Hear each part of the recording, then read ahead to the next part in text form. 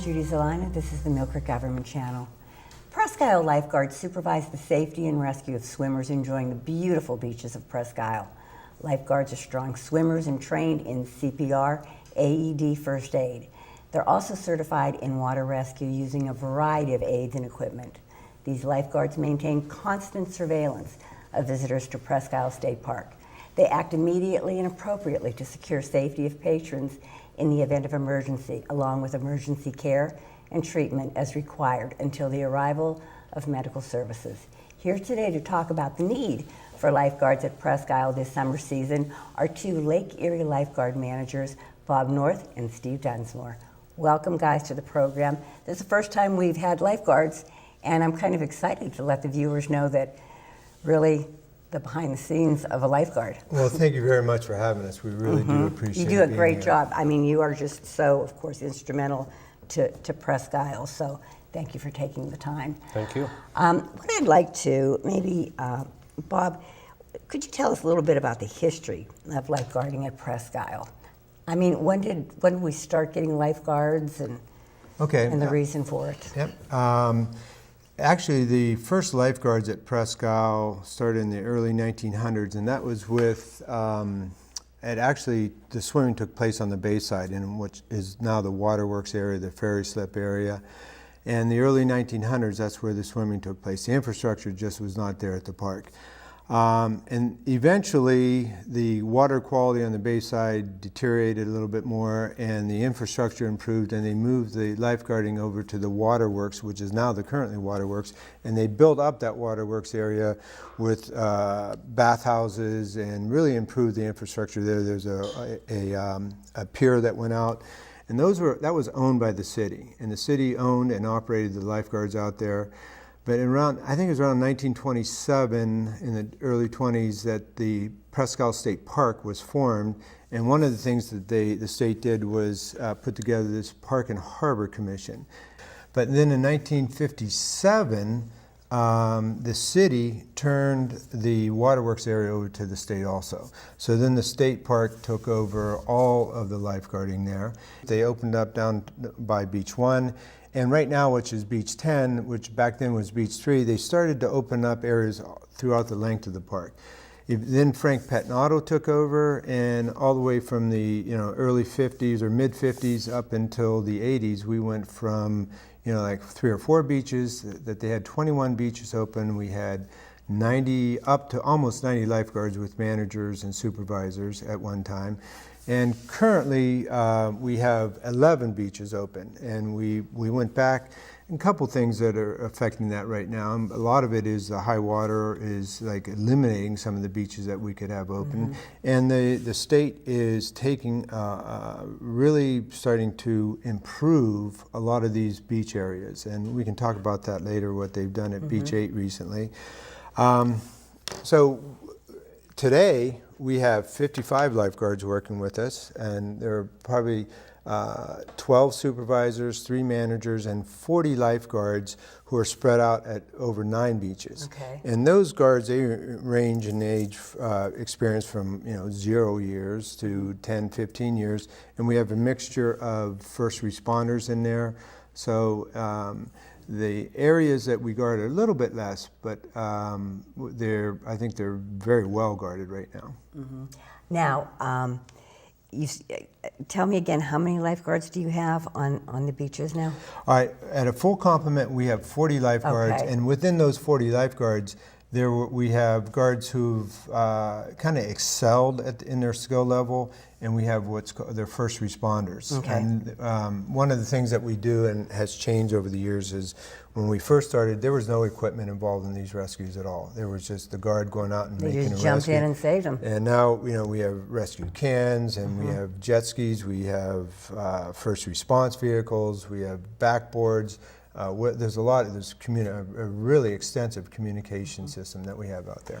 Now, not all of the beaches are guarded because it's only where swimming is permitted. Now, where is swimming, Steve, where's swimming permitted? So swimming is only permitted on guarded beaches at Presque Isle. All right. Now, when I say a guarded beach, there's a guarded beach will take Barracks Beach, for example, there could be up to 4 guards there on a busy Saturday or Sunday, but the swimming can only occur inside the guarded area of that guarded beach. All right. Now, do you guys have that, usually have it kind of marked? Right, so the guarded area is designated on all of our guarded beaches. There are 3-foot orange cones, and there's a 12-foot flagpole with a flag at the top, and that flag could either be green, yellow, or red, given the conditions that we're experiencing at that time of the day, and that those flags can change hour by hour throughout the day. And then we do have out in the water a 4-foot orange buoy marker, and that's placed every day at chest level, shoulder depth. And again, that can change throughout the day as well, depending on what conditions were presented. There's times where we'll start the day early on, and it could be flat and calm, and then by 3-4 o'clock we could have a north wind, and we're moving those markers in. And I've been out on the beaches when that's happened too, and the swimming area gets very, very small. It's right in front of you guys. Right. So when we're presented those conditions, we do scale it down and condense it a little bit, predominantly for the swimmer's safety. It's when it gets rough, when it gets windy, we need to be able to communicate with the public, but the public needs to hear the lifeguards' instructions and communication as well. So that's why we scale it down, so that not only can we keep an eye on those swimmers, but also so they can hear the instructions that the guards are giving those park swimmers. But along with, if someone does get into trouble, our guards can hear those swimmers. Maybe there's a shout or a cry for help. Right. It just is for their safety as much as the guard's safety as well. Okay, and I'm sure that there's some people who think, I'm a good swimmer. I don't need a lifeguard. Honestly, let our viewers know really why lifeguards are so needed at Presque State Park. Well, the biggest thing is that Lake Erie can be very dangerous. The one thing that we, meaning the lifeguarding staff, has no control over is Mother Nature and the weather conditions. Yeah, that's true. Like I just said, it can change hour by hour, day by day. Our number one goal is preventative lifeguarding. We want to prevent drownings, and we want to prevent people from getting into a potential situation that they're not comfortable with, regardless of their comfort level or skill level of being in the water.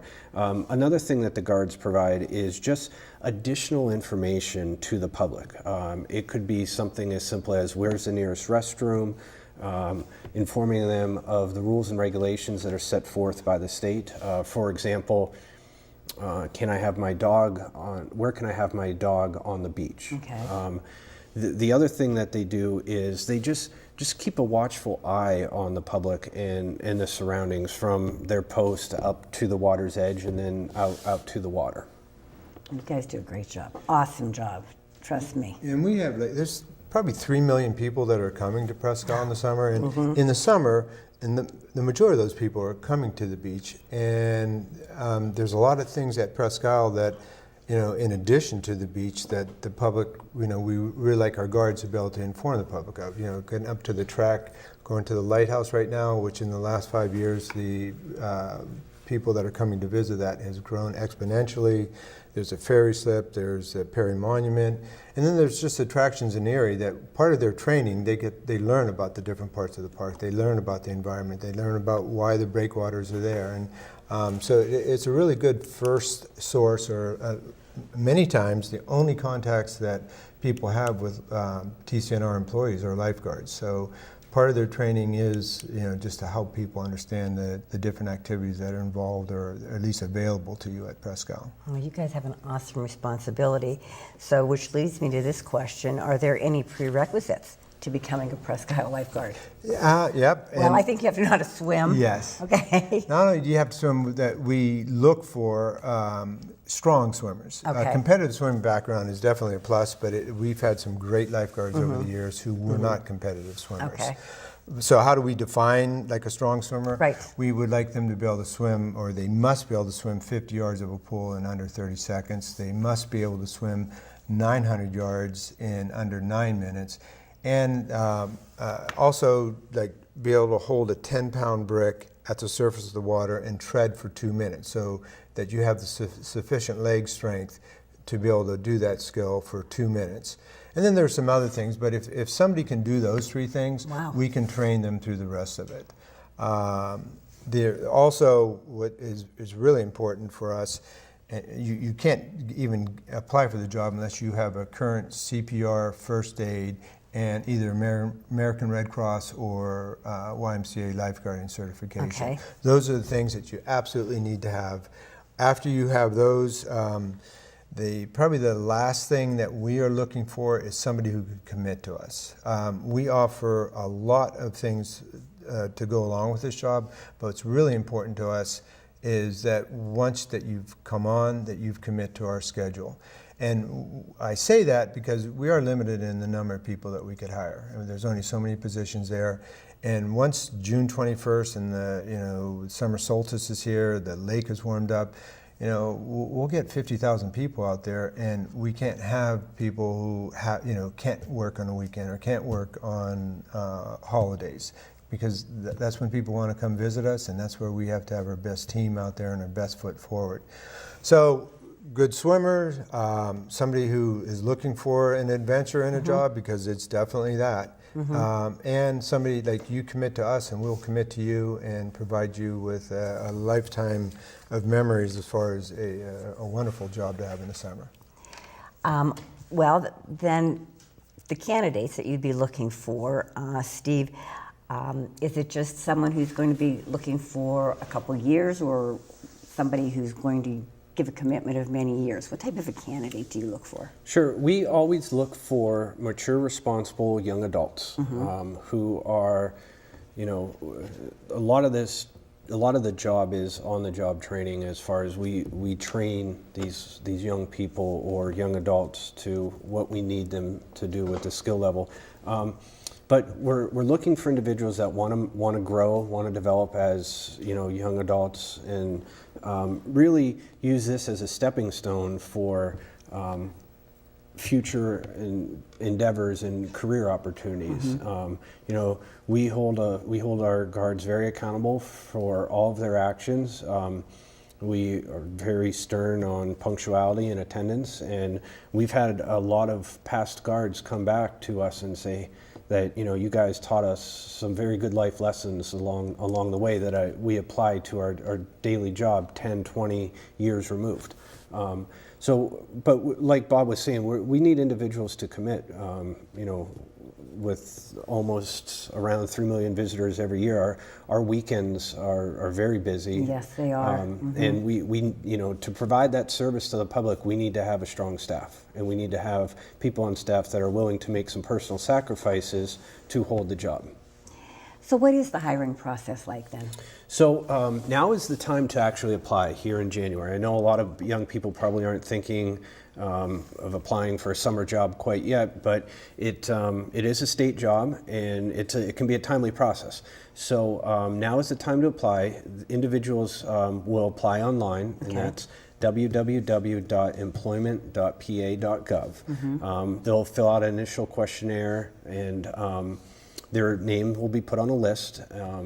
Then they'll be given a true application at that point, and they're to fill that out to their entirety. Certainly at any point in time they can contact us if they have questions or concerns or need assistance with that. Then sometime in mid-March to early April, Bob and I with the park will have all the list of candidates that are on the names that are interested in potentially lifeguarding at Presque Isle. We'll contact them. We'll set up an oral interview, and they come into the Tom Ridge Center, and we sit down. We tell them all about the job expectations, qualifications, everything that we have to offer. We go over uniform, we go over a typical day, everything. We try to paint a very clear picture as to the potential endeavor that they're embarking on. So then, once that is done, they, again, we'll determine if the candidate is a good candidate, and we'll continue the process from there. Okay, Bob, a Presque Isle lifeguard, how does it differ from lifeguards in other locations in the Erie area? It may be, to answer that question, just talk about how we're the same. Because no matter where you are as a lifeguard, whether it's up at the top of the hill at Waldemere or the YMCA pools or some of these, Kakwa, every single lifeguard out there has that same responsibility. Yes. That anybody who's coming out to visit you, that they come out healthy and that they leave healthy, and that in any given time that you're going to help them understand what the dangers of that facility is. That being said, Presque Isle has a lot of things that others don't, and the biggest thing, obviously, is Lake Erie. It is we're the only surf lifeguarding around here, because we're surf, there's some inherent parts of this job that are more difficult because you don't have control over the depth or the water quality. I mean, there are days at Presque Isle, you've been there, that is absolutely beautiful. You can see 20 feet down, and then like a half hour later, you can't see like 3 inches in front of your face as far as getting down to the bottom. There are currents, there are waves, there are now we adjust to them, and the guards know how to adjust for them, but that aspect of it is different. Again, though, we train the guards on how to deal with it, so it's not monumental. They just know how to track people that at the surface, and they pretty much know what to look for in case somebody is potentially could get into problems. The other things that are different at Presque Isle, and I think this is a really big plus for us, that because we have people all over the country that are coming to visit us, like when the conditions are poor, we don't close Presque Isle up. Now, when the conditions are dangerous, like lightning, we will restrict and ask people to leave and seek shelter. But if it's raining and it's cold and you've come up here from Pittsburgh, West Virginia, Ohio, somewhere, with a carload of nieces, nephews, and sons and daughters, they're going to go swimming in that cold water. And our guards are going to be there in that water to make sure that you're safe, that you're there. So the difficult part is there could be some really uncomfortable days that you're working there, but if you're a high school, potentially going to college, and that you're looking for a steady pay schedule that you can count on this money, that's what we offer out there. Now, do we force all guards to stay out there on a day like that? No, we'll take volunteers to go home. Right. But if you're in a situation that you need that money, and we'll find work for you, and we'll keep you employed throughout the summer. The other thing that we do, that I think separates us out from a lot of the others, if not all of them, is how much we devote to training our guards. It starts off with 10 days of an orientation where those guards will learn everything there is about our emergency action plans, but then again, like we talked about the park and those kind of things, every single day that they come out there, they receive some type of training, whether it's physical, recertifications, and then after you complete your season, all your certifications are re-upped at no cost to you. We supply all the guards with all the equipment. When you come out there, rescue cans, radios, even like sunscreen and sunglasses, that we'll supply that. When you go out to your area, you're going to have all the equipment that you need to successfully deal with anything that you're going to what will come to you in that day. And I'm not saying the other places don't do that, because I'm sure they do. But I hope we do it very well out there. We take care of their training. Everybody out there, I mean, if something comes up, they're going to know how to handle it. So you make sure you go the extra mile, and that your guards are going to have everything that they're going to need in any type of a scenario that may happen during that day, right? Yeah. Yes. Steve, what are the main responsibilities for Presque Isle Lifeguard? So the main responsibilities There's a lot from what I've heard, but in a nutshell. Our philosophy at Presque Isle for lifeguarding is prevention. That is our number one mission statement is preventing people from getting into situations that could cause them harm or ultimately a loss of life. But secondly is to just inform the public, like Bob was talking about earlier, as far as the rules and regulations and what Presque Isle truly has to offer. We know that on any given day there's individuals that have traveled 2, 3, if not more hours to come to Presque Isle. And if it's the middle of July, chances are they're coming to swim. But Presque Isle has so much more to offer. There's the multi-purpose trail, there's the lagoons, there's picnic shelters. There's areas of the park that people can discover and people can truly enjoy and see Presque Isle for its full beauty, not just on the beaches. So that's one thing that we strive, like Bob was saying also, when we have candidates come in and they go through their 10-day orientation, we give them all the tools that they could possibly need to assist the public. It might be something like, what time do the pontoon boats ride, or what's that like? Well, our guards experience a pontoon boat ride on the park during their orientation so that they can accurately answer the questions from the public. It might be a day where there's a chance of thunderstorms, and we have a bunch of families with little ones out at Beach 11 and storms come in and the parents don't want to go home completely for the day. So we send our guards to the Tom Ridge Center during that orientation. They learn all about the activities that are going on there so that the guards can point the public to the Tom Ridge Center and say, hey, we're going to probably be closed for an hour till this thunderstorm rolls through. You may want to check out the Tom Ridge Center. There's a lot of interactive things there that the children might enjoy, and the public perceives that very well and is very receptive of that. Right. And that's what I wanted to stress, that if you are on the beaches and the lifeguards will either condense your swimming area or there's a change, to respect their decision, because they have looked at all the options and this is truly for your safety. Sure, yeah. And I think people have to be aware of that, and you can't get upset because, like we said, in Erie, in a half hour the weather can change, the conditions can change, and I'll be back to normal. But the bottom line is you are there for their safety. Right, we're there, for their safety, but we're there to enhance their visitor experience to Presque Isle. There's, we get a lot of questions from the public, and it may not be solely related to Presque Isle, but a family or visitors may be looking for somewhere to stop to eat on their way, home. Yeah. They may have some, someone in the family may be really enjoy history and they want to know some more history about the park.